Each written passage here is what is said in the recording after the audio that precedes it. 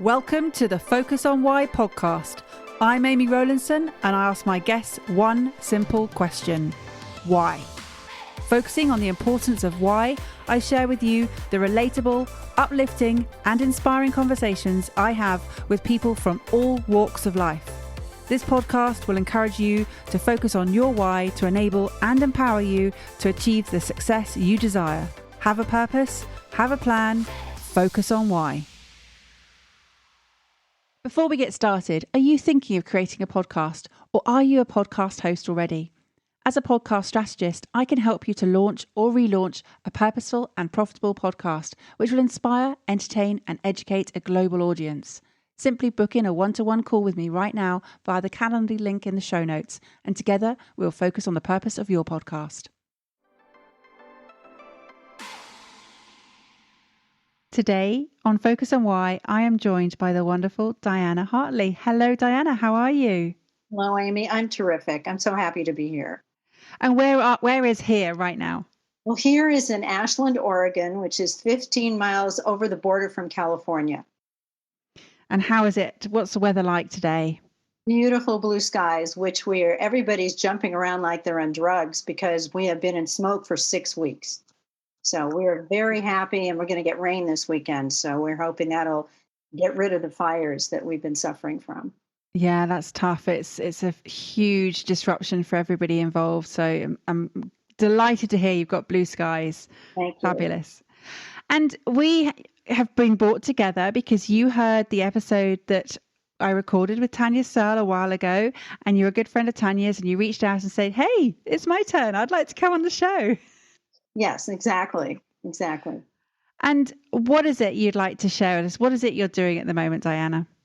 I have a program called True Heart Training, which I originally created for organizations because I feel that everyone in an organization, I've changed it now to an online program, should be able to be authentic and share the amazing gifts that are usually blocked by their position and by management. And so I started to do that. And in the area I live in, there just are not progressive people that would do that kind of a program. I always come up with very creative new things.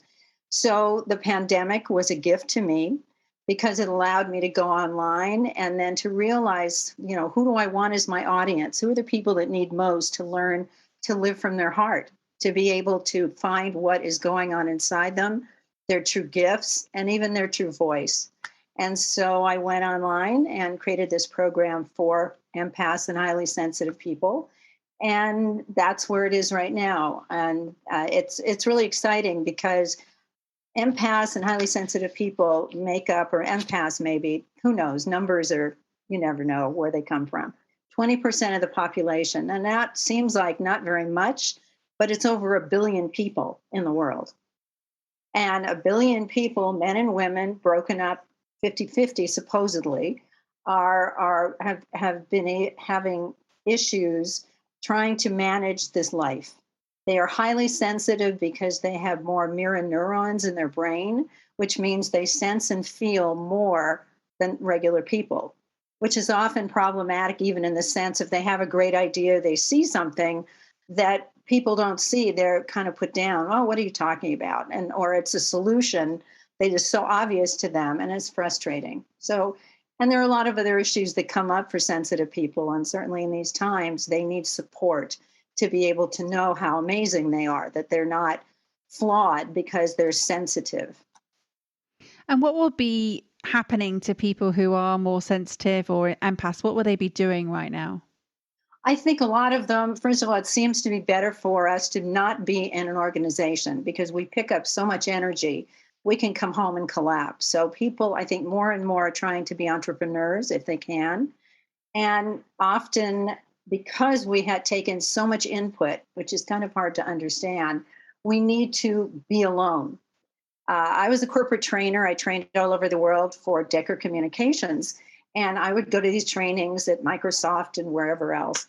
And I was exhausted after a day of smiling and doing, where there were other people, the extroverts, that would go out and party and drink And I just wanted to go home and collapse. And I didn't really know I was an empath. I just thought I was weird or something. I wasn't as good as them.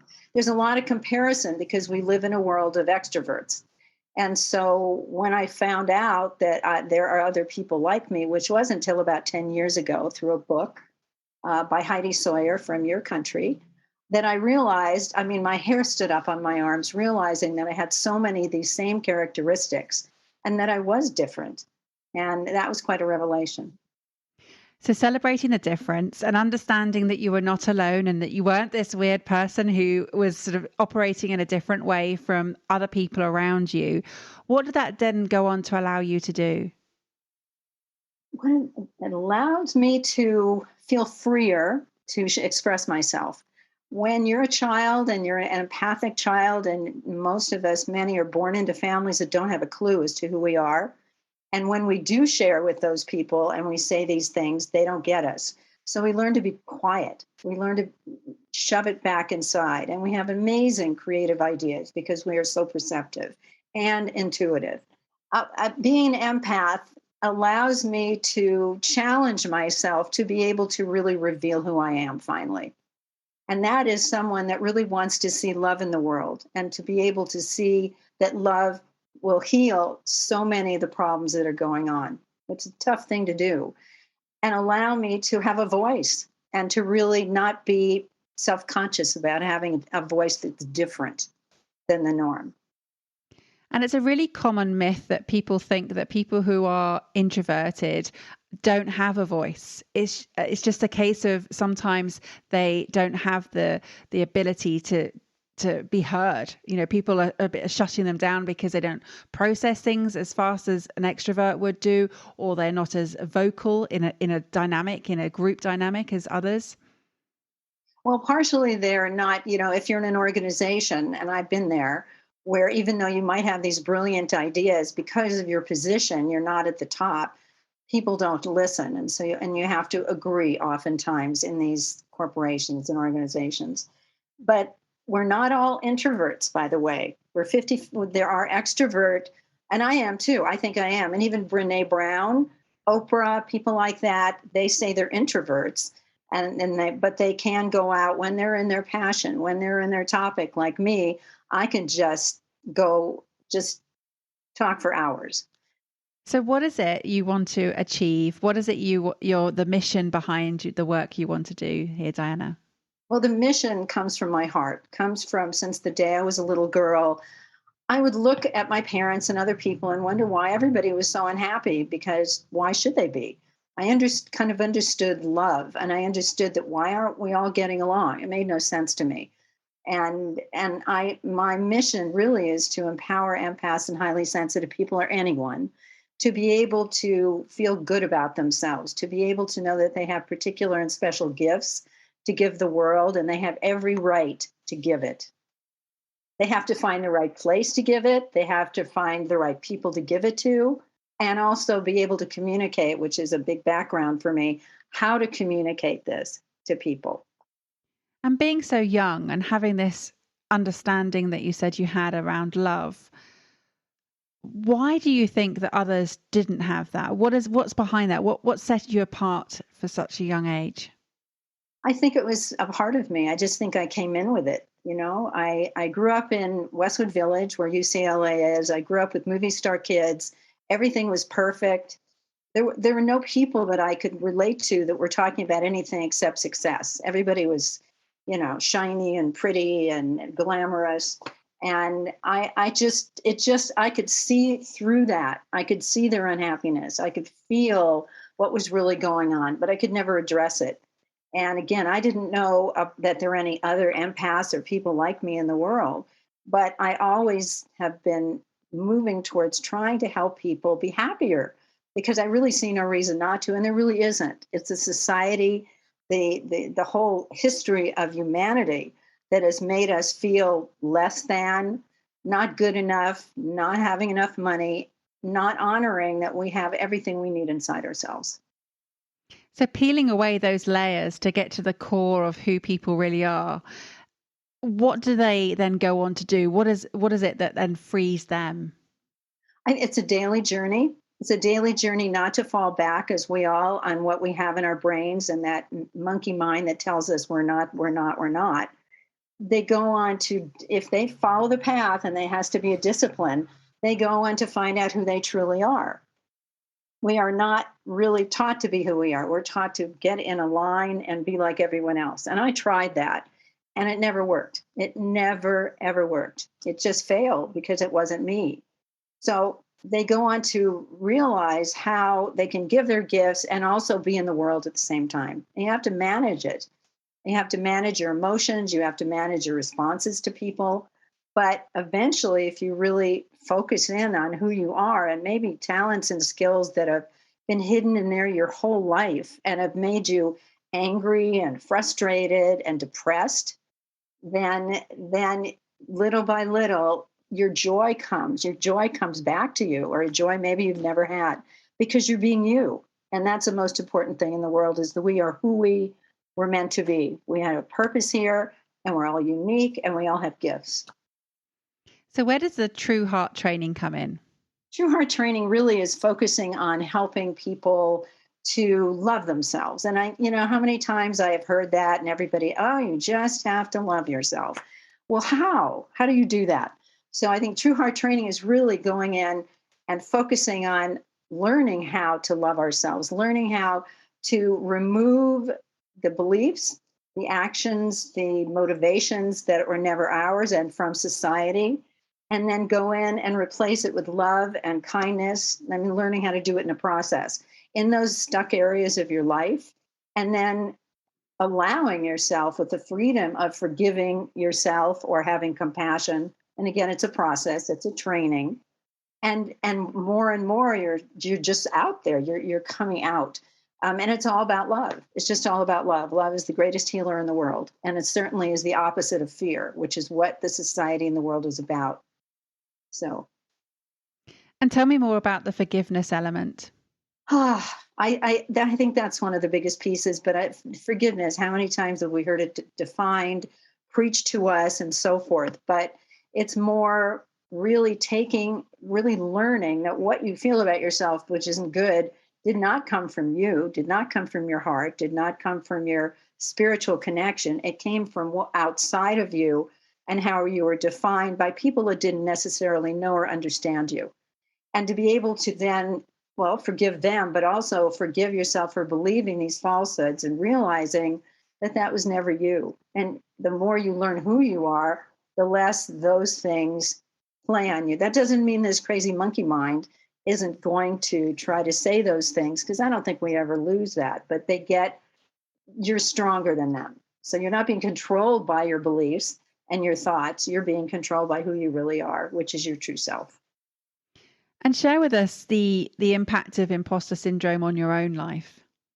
Well, it's a life's journey. I wouldn't be here today. It took me this long to get here, and even though as a child I knew, but in the society that I grew up in and family, it just wasn't there. But when I got passionate, it was so interesting. I might hide. I would be really quiet. I wouldn't share because I knew people wouldn't understand it, or my energy was overwhelming. And it stopped me from doing a lot of things. Even when I was doing the corporate training, I was in fear the whole time, even though I was up there, especially not saying my own words. When I'm saying my own, or believing in my own concepts and sharing them, I'm a different person. But it was so challenging to do that. And it's really stopped me in many ways. It stopped me from good relationships. It stopped me from really working and knowing at an early age what path to take to be able to strengthen myself, even financially. And it comes up, it comes up all the time. But I know now that it's not me. And I know if I follow my own path, that's the whole point, that then that doesn't show up because I'm being me. It's not like I am putting on that mask to look like everybody else or to be like everybody else. And it's so commonly said, to follow your own path, that, your all of your truths are within, and yet people still look externally for the answers. They don't trust themselves. Right. That's how we're trained, aren't we? I mean, I'm looking out there, and from day one, we learn how to fit in. We learn, and in school, we learn how to sit in the chairs. We know how to, get grades. We're not maybe in the Montessori schools, but we're not taught to really learn who we are. And what a difference it would make if we were actually honored enough.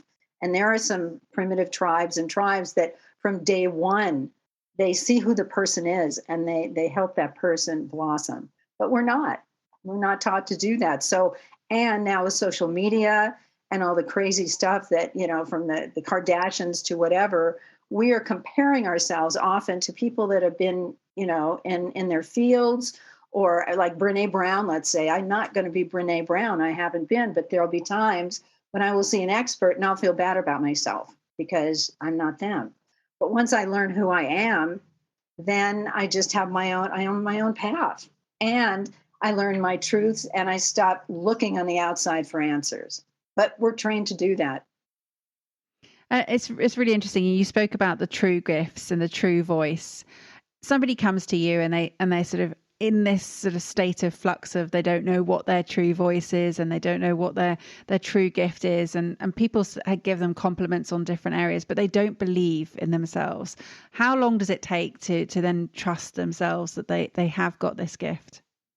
You can't put a time limit on it. It's a life process, just like anything else. It's like if we are really willing and we're committed to really being happier and to find our own path, every day we're growing as long as we challenge that. So there is no easy answer to this. And then we go outside, which makes it difficult, and we're comparing again. That it's just amazing. So we really have to keep our own counsel. We have to connect to spirituality, what's inside of us. We have to learn to trust our intuition, which gives us the truth. It never fails if you do that.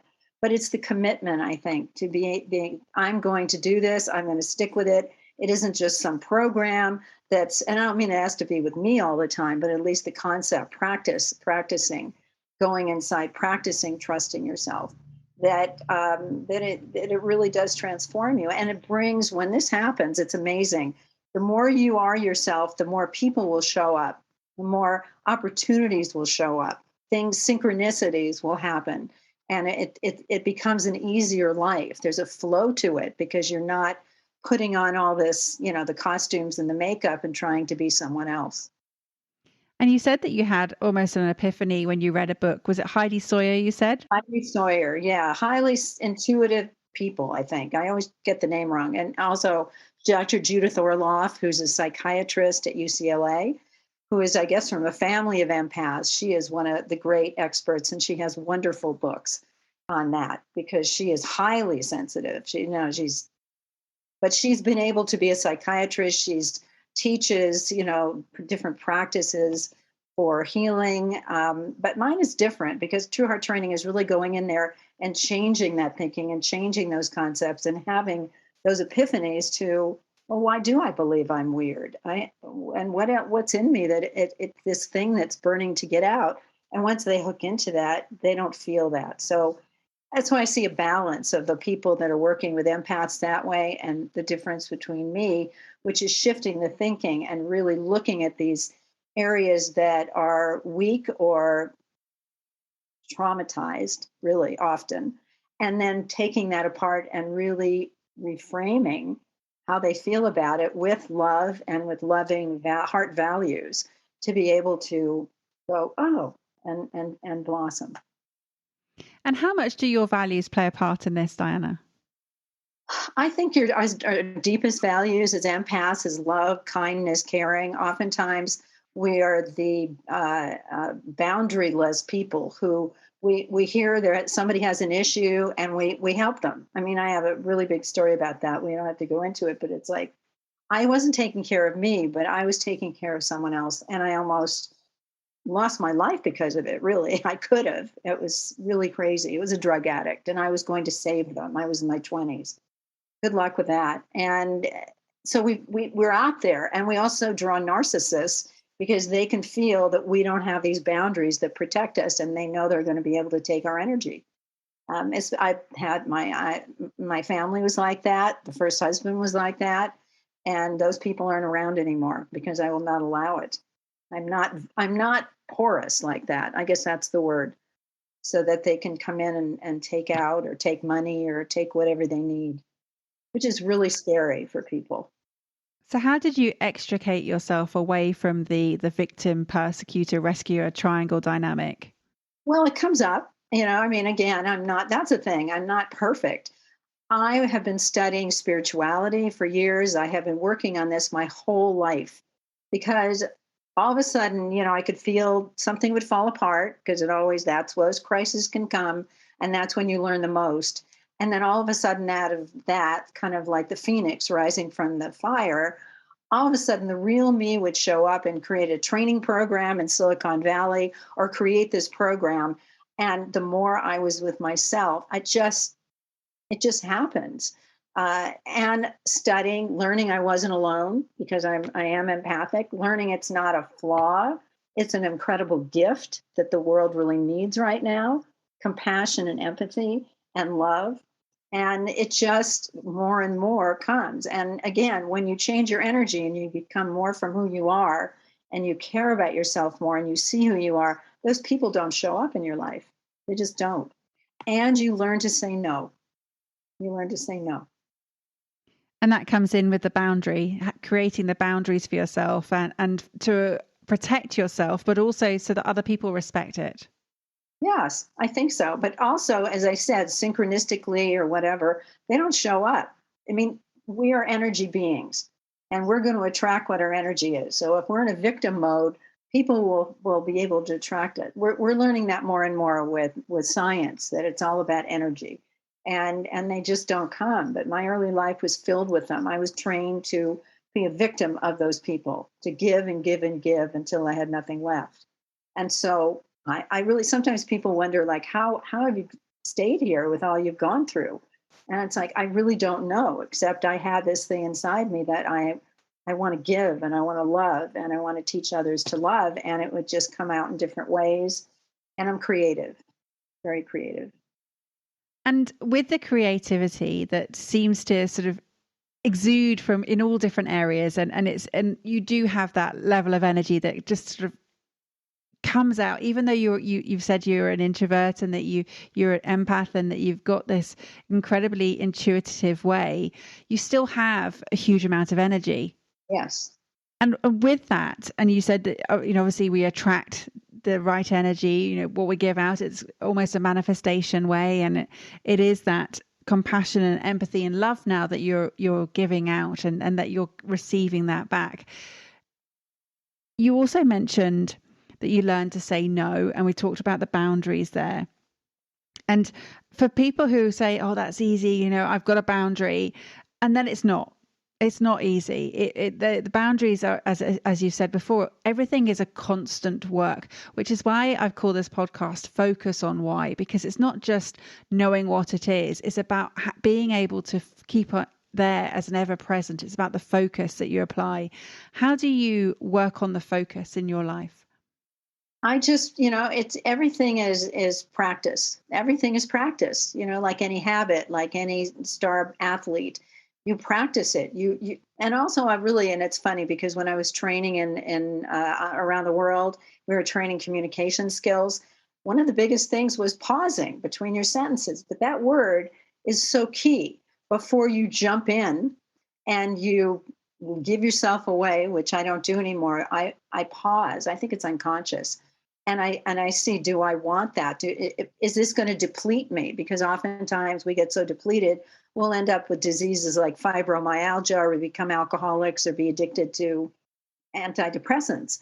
And so I pause, and it's like there's a part of me now, I think unconsciously, that goes, and I feel people. I'm allowed the boundaries, allow myself to feel people. I know that I've seen them, but I never let that protect me.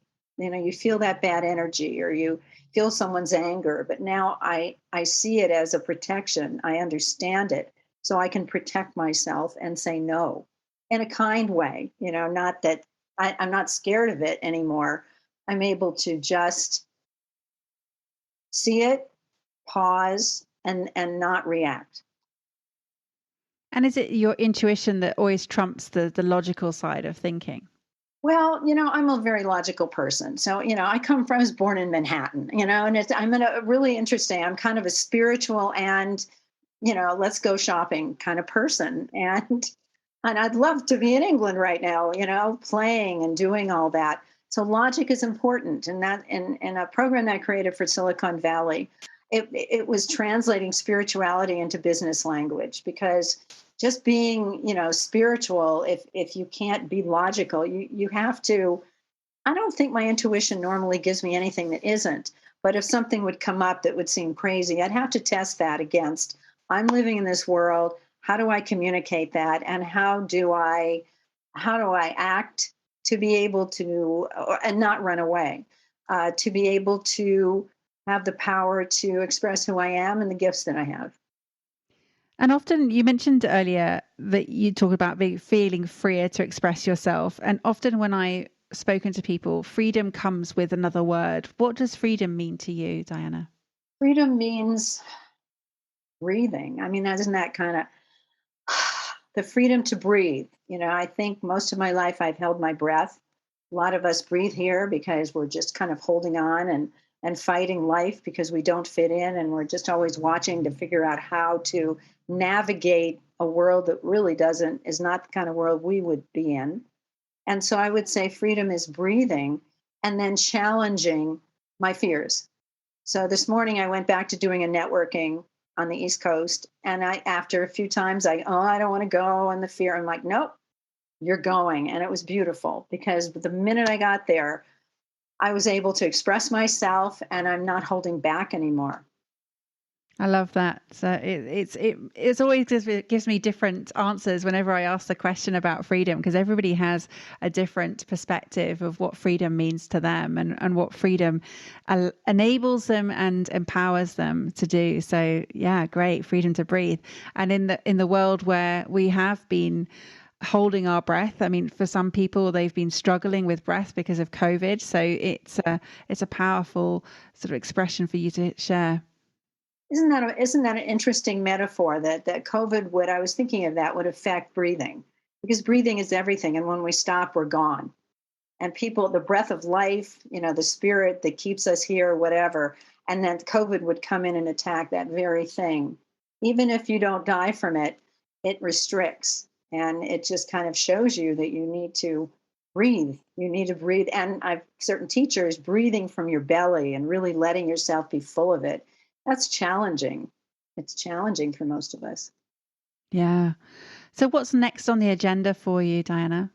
I'm creating a class. And it's really focusing. I was doing a lot of the empath stuff, and I still am. It's for empaths, but I always forget the name of it, living from the magic of your heart.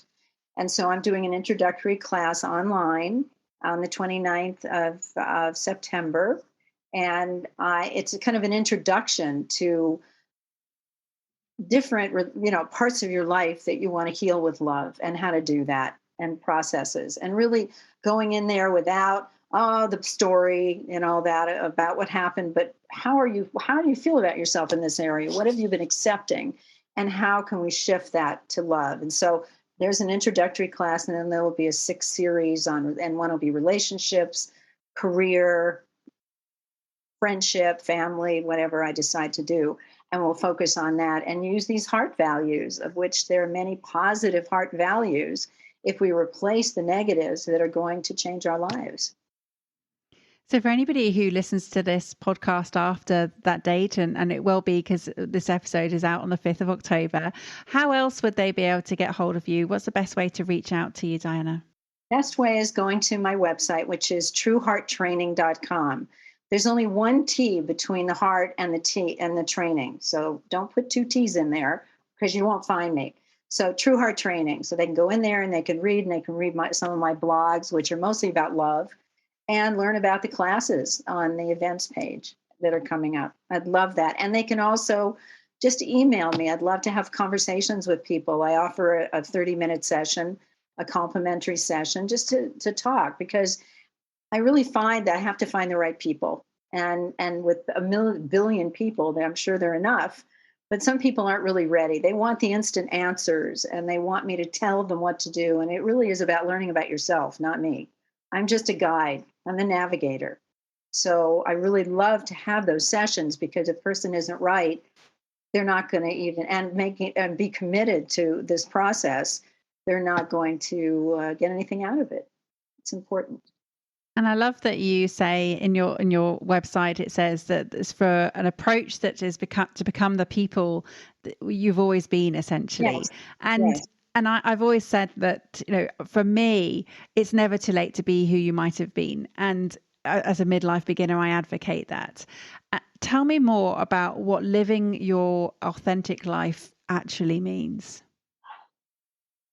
Being able to continually grow, continually find new ways to express my gifts. I'm trying to let go of I have to live here, I have to have that. That's still always there. I'm trying to let it be open to where I'm supposed to be. I want to be speaking more. I want to be, going into organizations and helping them understand they're sensitive people, or just understand in general how to bring the best out in people, how to make them feel safe, even though they might be the janitor, so they feel lower than, how to get everyone to contribute, because that's how they're going to really be profitable. I know it, but it's a dream. It's a dream. And there are a lot of consultants out there trying to work on that, but that's really all of it. I just want to express this and hope that it touches someone, and hope, and even with the kids today, they're so on this thing. They're on their phones thinking that's who they should be. They're always comparing. None of them, or hardly any, have had critical thinking taught in school. They have no idea how to find that place. And it's so important. And I'd love to work with that population as well. And I actually have taught a little class like that and got the most amazing response, because it's like, oh my goodness, thank you. No wonder I feel bad about myself, because I feel bad about myself because I'm comparing me to other people. That's not me. And how do I do that? How do I find me? How do I support me and grow the things that matter? I love that. Thank you for sharing. So it's been a wonderful journey into true heart training, into thinking more authentically, and sensing more about yourself, and understanding who you really are, and being that authentic person. Authenticity is a tough one, because how do you know when you're being authentic when you're essentially showing up in different places, being different people? Because that's what you're expected to do. You're expected to fit in. So how do you ever know who you truly are? I think as long as you know it inside of you, I'm wearing a blouse and I don't get this dressed up around here. I'm not going to put makeup on and get all dressed up in this area. I'm going to look like everybody else, but I'm not everybody else. Or if I go into a networking situation, I'll try to find the language. And this is the challenge, to really listen to people and find the language so they connect. That's what communication is to me. How can I connect to you? What is your communication style so that you receive what I have to give? And I think that's the biggest one. And that doesn't mean that the fear doesn't come up, because you are kind of uncomfortable trying to do it. But if you really learn to come from that and learn how to communicate with kindness and love and respect for other people that are different, then you're on your way. You're winning in some way, and it's a process. I love the compassion, the empathy, the love, the kindness and respect that you've brought to this conversation today, Diana. It's been beautiful. Do you have some final words for the audience for me, please? I think I just want people to know that they have a choice. They can either go with fear or they can go with love. And it's a journey that can be challenging, because we're in that world that is very, very combative and negative and scary. But it is there for them. Love is the really impulse of life. We're created from love. And it's the biggest healer in the world. And if they start to allow themselves to be able to believe that they can have that, even give it to themselves, then they are on their way to being able to live here without collapsing from whatever they believe that's being told to them. Thank you for listening to Focus on Why with me, Amy Rowlandson. To show your appreciation and to help other listeners understand what value you have received from tuning in today, please leave me an Apple Podcast 5-star review. Remember, the conversation doesn't end here. To keep it going, connect with me on LinkedIn, Instagram, Facebook or Twitter, or join the inspiring, uplifting and positive Focus on Why Facebook group. All the links are in the show notes. Have a purpose, have a plan, focus on why.